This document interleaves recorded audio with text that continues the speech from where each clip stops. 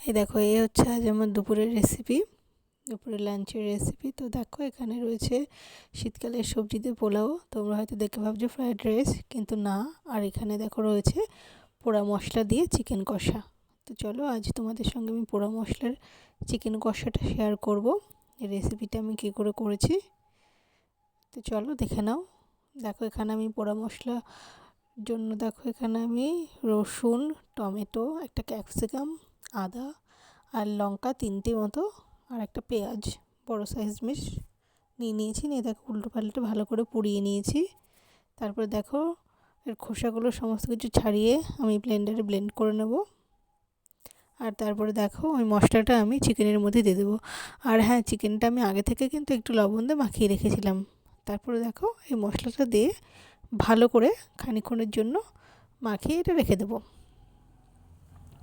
আর এদিকে দেখো, আমি কড়াইতে ফোড়ন দিয়েছি। এখানে দিয়েছি আমি শুকনো লঙ্কা, গোলমরিচ, এলাচ, লবঙ্গ, জয়িত্রী, জিরে, এগুলো সব আমি ফোড়ন দিয়েছি। আর দেখো, দারচিনিও দিয়েছিলাম। আর এখানে তারপরে দিয়ে দেখো, পেঁয়াজ কুচি দিয়ে দিয়েছি আমি খানিকটা। দিয়ে পেঁয়াজটাকে দেখো খুব ভালো করে বেরেস্তার মতো করে ভেজে নেবে। খুব ভালো করে ভাজা হয়ে গেলে ওই যে মাখানো যে মশলা দিয়ে চিকেনটা, সেটা এখানে দিয়ে দেবে। দেখো, আমি এখানে পেঁয়াজটা ভাজার পরে মশলা দিয়ে মাখানো চিকেনটা এখানে দিয়ে দিচ্ছি। দিয়ে এটা খুব ভালো করে একটু নাড়াচাড়া করে নেবো এই তেলের সঙ্গে। এখন দেওয়া হয়ে গেছে। এবার আমি একটু নাড়াচাড়া করে নিচ্ছি তেলের সঙ্গে এটাকে। দেখো, আমার নাড়াচাড়া করা হয়ে গেছে। এবারটা দেখো, এখানে আমি অ্যাড করব হচ্ছে একটু শুকনো লঙ্কার গুঁড়ো অ্যাড করেছি, খুব বেশি পরিমাণ না, কম। আর এখানে দেখো, স্বাদ মতো লবণ দিয়ে দেবে তোমরা তোমাদের স্বাদ মতো। তারপর দিয়ে দিলাম খানিকটা হলুদ। দেখো, হলুদ দেওয়ার পরে এটাকে খুব ভালো করে নাড়াচাড়া করে নেবো। রেগুলার একই রকম না, চিকেন কষা বা চিকেনের ঝোল খাবার চাইতে আমার বেশ মাঝে মাঝে একটু এক্সপেরিমেন্ট করে এরকম রান্না করে খেতে বেশ ভালোই লাগে। তাই চলো, বেশ রান্না করলাম একটা রেসিপি, আর ভাবলাম যে যাই তোমাদের সঙ্গে এটা শেয়ারও করে নিই।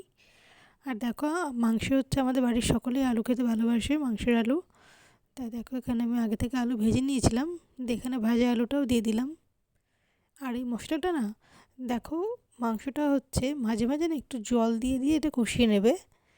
দেখো, এটা আমি কষিয়েছিলাম প্রথমে। তারপরে দেখো, এখানে একটু ঢাকা দিয়ে রেখেছিলাম। দেখো, এখানে আবার একটু জল অ্যাড করব, সামান্য পরিমাণ জল দিয়ে এটাকে আবার কষাবো। এটাকে আবার একটু কষিয়ে তারপরে আবার একটু ঢাকা দিয়ে রেখে দেবো। সেম এইভাবে কয়েকবার করবে। আমি এখানে 3বার মতো এরকম করেছিলাম। দেখো, সেম এরকম একটু ভালো করে কষিয়ে নিয়ে আবার ঢেকে দেবে। আর এটা কিন্তু লো ফ্লেমে করবে। মাংসটা আস্তে আস্তে কিন্তু গলেও যাবে খুব ভালোভাবেই। তো দেখো, এবার আমার 2-3বার করার পরে লাস্টবার আমি ভালো করে দেখো ঢাকাটা খুলে সামান্য পরিমাণ জল দিয়ে দিয়েছি। দেখো, 1 বাটি মতো জল দিয়ে দিয়েছি।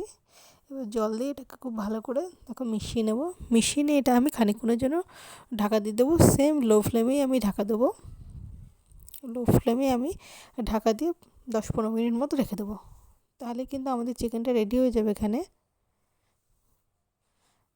দেখো, মেশানো হয়ে গেছে। এবার আমি ঢাকা দিয়ে রেখে দিয়েছি। দেখো, এই ঢাকাটা খোলার পরে দেখো, আমি গ্যাসের জোরটা বাড়িয়ে দিয়েছিলাম। বাড়িয়ে দিয়ে লাস্টে আমি একটু ফুটিয়ে নেব। দেখো, এখানে কিন্তু আমার চিকেনটা খুব ভালো মতো সেদ্ধ হয়ে গেছে আর প্রায় রেডিও হয়ে গেছে। আর শেষে দেখো, আমি একটু ঘি দিয়ে দিলাম।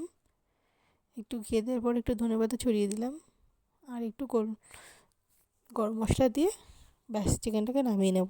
আর যেহেতু শীতকাল না, আমার ধনেপাতাটা সব কিছুতেই দিতে বেশ ভালোই লাগে। যেহেতু আমরা পছন্দ করে দিই, তোমরা পছন্দ না করলে নাও দিতে পারো। এবার দেখো, আমার লাঞ্চের প্লেটটা আমি সাজিয়ে নিচ্ছি। আর দেখো, চিকেনের কালারটাও কত সুন্দর এসছে। আর কত সুন্দর দেখো, লোভনীয় লাগছে না দেখতে।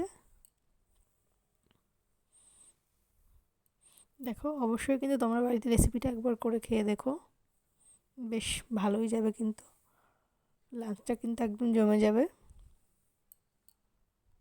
আর আজ দেখো তোমাদের সঙ্গে আমি এই পোড়া মশলা চিকেনের রেসিপিটা শেয়ার করলাম।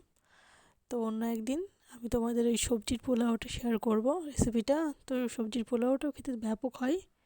তো চলো, তোমাদের যদি রেসিপিটা ভালো লাগে অবশ্যই লাইক করো, কমেন্টে জানিও কেমন হয়েছে। আর চ্যানেলটাতে অবশ্যই সাবস্ক্রাইব করে নিও।